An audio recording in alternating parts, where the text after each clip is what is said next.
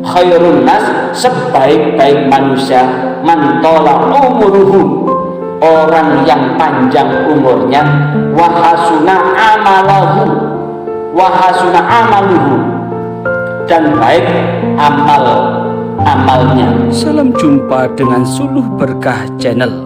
Kali ini kegiatan bimbingan penyuluhan di Balai Pelayanan dan Rehabilitasi Sosial PMKS Dinas Sosial Provinsi Jawa Timur. Bagi Anda yang baru bergabung, jangan lupa subscribe, like, dan komen untuk keberlanjutan dari tali silaturahim kita melalui channel ini. Selamat menyaksikan. Assalamualaikum warahmatullahi wabarakatuh. Alhamdulillah, Allahumma sholli wa sallim wa barik ala sayyidina Muhammadin wa ala alihi wa ashabihi wa man tabi'ahum amma ba'd. Alhamdulillah, hari ini tanggal berapa? Tanggal berapa Mas sekarang? Tanggal 6 Desember 2023, di mana bulan Desember hampir berlalu. Ini adalah ujung tahun 2023. Sampai detik ini alhamdulillah Allah masih berkenan memberikan petunjuk dan bimbingan buat kita semua, hingga kita bisa melaksanakan sholat asar berjamaah di Masjid Baitul Jannah yang ada di dalam kantor Balai Pelayanan dan Rehabilitasi Sosial PMKS Dinas Sosial Provinsi Jawa Timur ini. Mudah-mudahan kita semua, seluruh pegawai, seluruh pembina dan penerima manfaat atau klien yang ada di balai ini senantiasa dalam lindungan dan ridho Allah Subhanahu wa Ta'ala. Asar ini begitu penting. Kenapa? Karena setiap hari itu malaikat itu datang bergantian. Datang bergantian di waktu pagi dan di waktu sore. Dan malaikat itu kumpul di dua waktu, waktu subuh dan waktu asar seperti ini. Duduk kita ini adalah duduk yang disaksikan oleh malaikat siang dan malaikat malam. Kenapa? Karena sebentar lagi malaikat yang menjaga siang hari ini akan meninggalkan dunia ini, akan naik ke langit dan digantikan oleh malaikat malam. Dan malaikat malam juga sudah datang sekarang ini. Makanya waktu yang mustajab untuk berdoa itu ya waktu subuh dan waktu sore seperti ini, waktu pagi dan waktu petang. Makanya sholat kita ini banyak fadilah dan banyak hikmah yang dapat kita ambil. Pertama, kita bisa mengambil bahwa sholat yang kita kerjakan ini adalah amal yang paling utama menurut Allah. Sholat yang kita kerjakan di awal ini juga amal yang paling dicintai oleh Allah. Sholat yang kita kerjakan di awal seperti ini juga amal yang mendekatkan diri kita kepada Allah. Nah, amal inilah yang kemudian yang perlu kita kerjakan dengan istiqomah. Apa itu istiqomah? Ajak, rutin, tidak kendur semangatnya, tidak luntur semangatnya. Serepot apapun, sesibuk apapun pekerjaan kita, kalau sudah dengar azan, ya kita berhenti. Untuk apa? Memenuhi panggilan menuju masjid langgar musola terdekat untuk melaksanakan sholat sesuai dengan panggilan itu. Kalau panggilannya asar seperti ini, ya kita berjamaah bersama-sama sholat di dalam masjid. Kalau maghrib ya berjamaah maghrib di masjid, kalau isya berjamaah isya di masjid, kalau subuh berjamaah subuh di masjid, kalau zuhur berjamaah sholat di masjid pula. Maka sungguh ini adalah anugerah yang luar biasa. Sementara anugerah ini sangat jarang dimanfaatkan oleh orang-orang yang punya sehat dan punya kesempatan.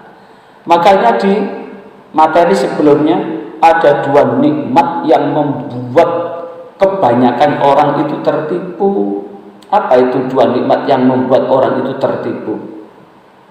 Paling tidak tertipu ya rugilah. Apa?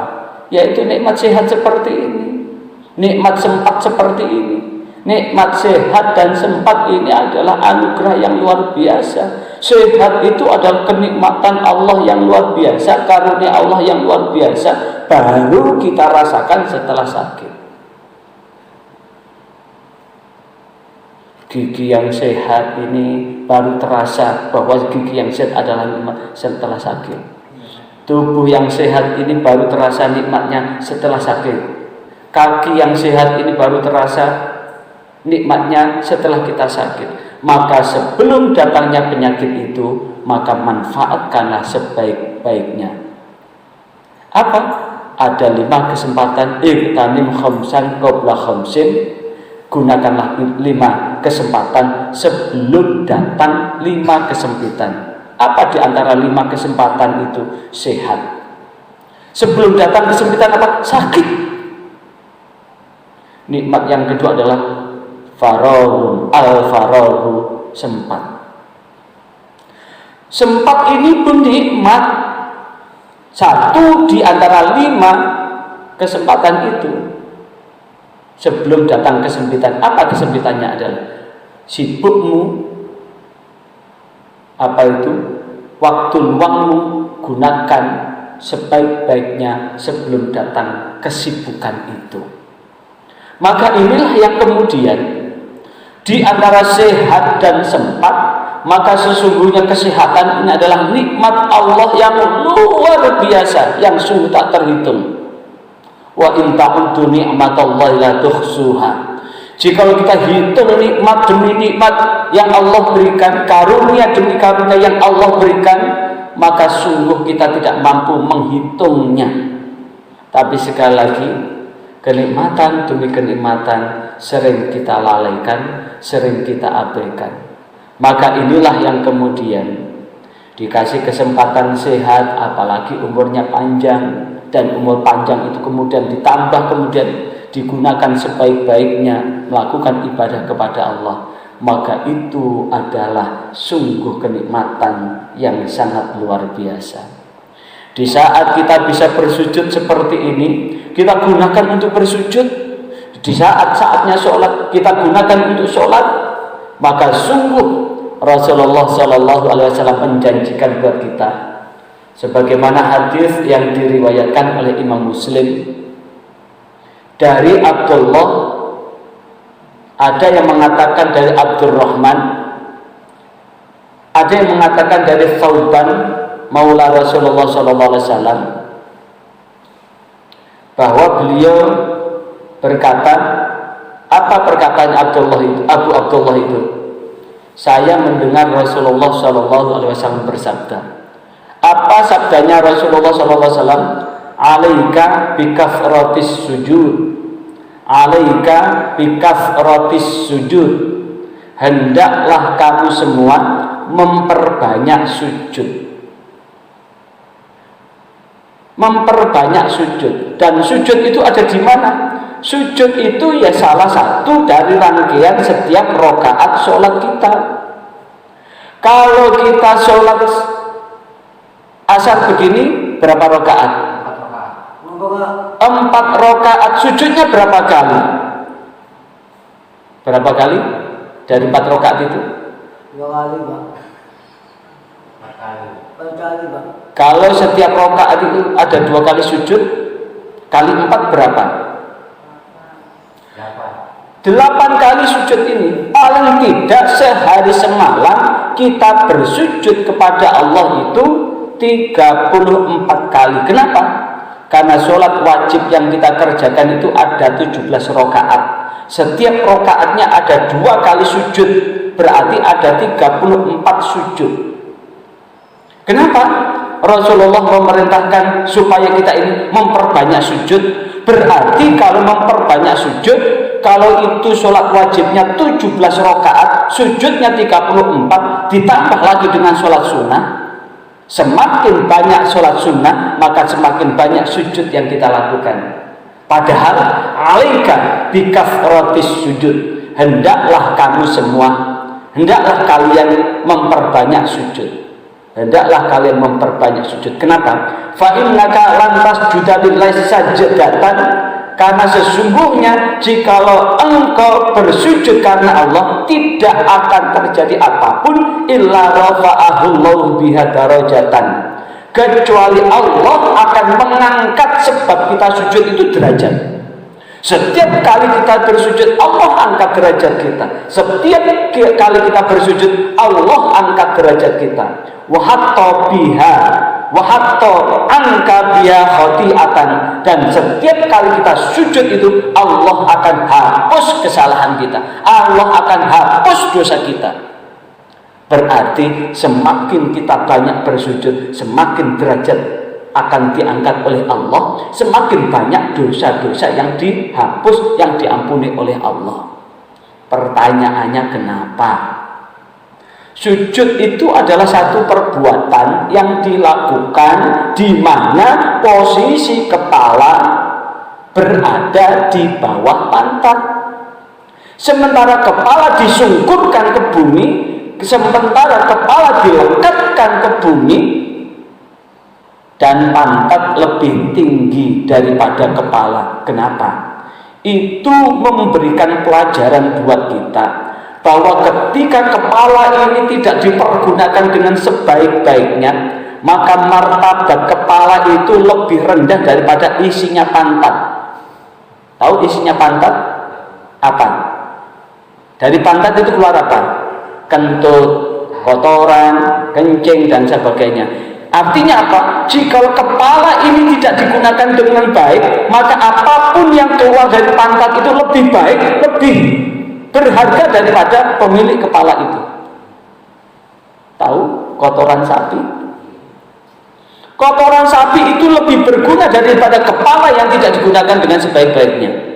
Misalkan kepala miring. Kepala miring itu apa? Kepala apa?